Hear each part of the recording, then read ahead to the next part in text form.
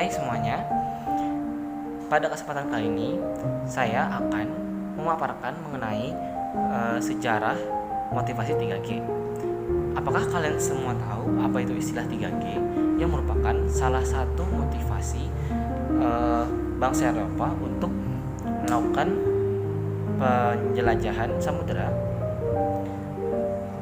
Jadi dalam buku Principle of Political Geography yang ditulis oleh Weigert dan Hans disebutkan bahwa pada 7 Juni tahun 1494 disepakati perjanjian Tordesillas oleh Portugis dan Spanyol.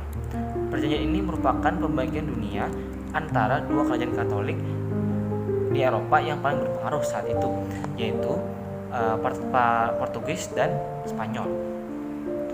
Kerajaan Portugis menguasai dunia timur dan sedangkan Spanyol menguasai dunia barat yang ditentukan lewat pertemuan khusus. Perjanjian Tordesillas sebenarnya merupakan gagasan Paus Alexander keempat dari Vatikan sebagai solusi atas persaingan dua kerajaan Katolik itu. Ia mengeluarkan kebijakan atau fatwa Gold, Glory, dan Gospel yang kita sering ketahui dengan istilah 3G. Dengan demikian, tujuan Portugis dan Spanyol melakukan penjelajahan samudra tidak hanya sekedar untuk memperoleh kekayaan dan kejayaan, tetapi juga mengusung misi menyebarkan agama atau gospel. Aksi eksplorasi yang dilakukan Portugis dan Spanyol itu mencakup hampir seluruh bagian dunia, termasuk Kepulauan Nusantara atau yang kemudian menjadi wilayah negara Indonesia. Kedatangan pertama bangsa Portugis di Nusantara adalah pada awal abad ke-16 Masehi. Spanyol sempat ikut campur di kawasan ini, namun kemudian harus pergi setelah disepakati perjanjian Saragossa pada 22 April tahun 1529. Secara garis besar, perjanjian Saragossa tetap membagi wilayah dunia menjadi di luar Eropa untuk Spanyol dan Portugis.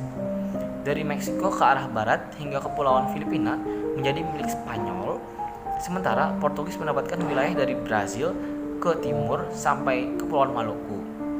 Sebagai konsekuensi dari perjanjian Saragossa, maka Spanyol harus segera meninggalkan Kepulauan Maluku dan kembali fokus di Filipina. Apa sajakah itu komponen dari 3G? Mari kita bahas. Yang pertama ada gold, artinya adalah kekayaan.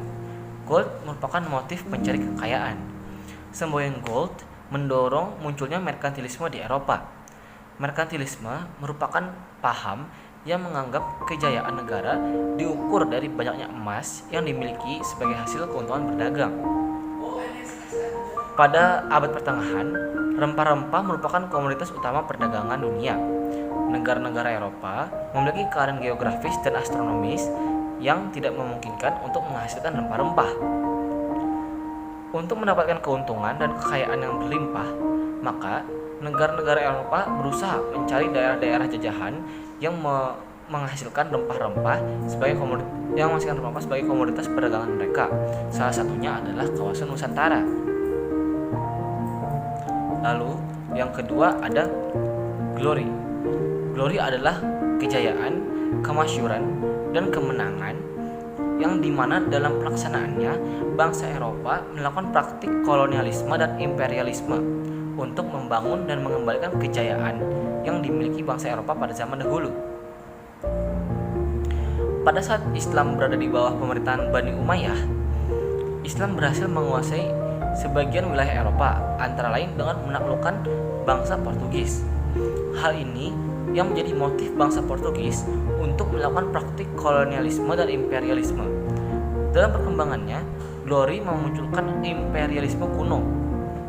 Berdasarkan imperialisme kuno, kejayaan suatu negara dilihat dari banyaknya wilayah koloni dan jalur perdagangan yang dikuasai.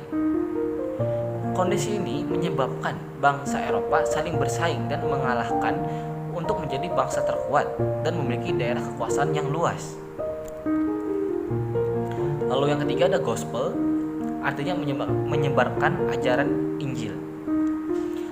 bangsa-bangsa Eropa menerapkan praktik kolonialisme dan imperialisme dilandasi dengan motif menyebarluaskan agama tertentu ke seluruh dunia, yaitu agama Katolik dan Kristen. Tetapi hanya beberapa negara Eropa yang memiliki motif gospel, di antaranya Portugis dan Spanyol. Portugis dan Spanyol merupakan negara yang mayoritas penduduknya beragama Katolik dan sangat menghormati dan mentaati Paus di Vatikan. Pauslah yang menyerukan agar di setiap misi penjelajahan yang dilakukan disertai misi penyebaran Katolik. Di misi penjelajahan dan Portugis dan Spanyol ke daerah-daerah baru, mereka selalu menyisipkan misionaris atau pemuka agama untuk menyebarkan agama. Salah satu bukti motif gospel adalah di setiap benteng yang dibangun oleh Portugis maupun Spanyol di Asia selalu terdapat bangunan gereja. Setelah kita mengetahui komponen-komponen dari 3G, maka kita juga harus tahu latar belakang dari setiap komponen 3G itu tersendiri. Yang pertama ada gold. Latar belakang dari gold yaitu kejatuhan kota besar Konstantinopel pada tahun 1453 Masehi memberikan kesempatan bagi kota-kota lain di benua Eropa agar dapat menjadi kota perdagangan yang masyhur. Salah satu caranya adalah dengan mencari sumber komoditas langka untuk diperdagangkan di kota-kota negara mereka. Yang kedua, latar belakang dari gospel.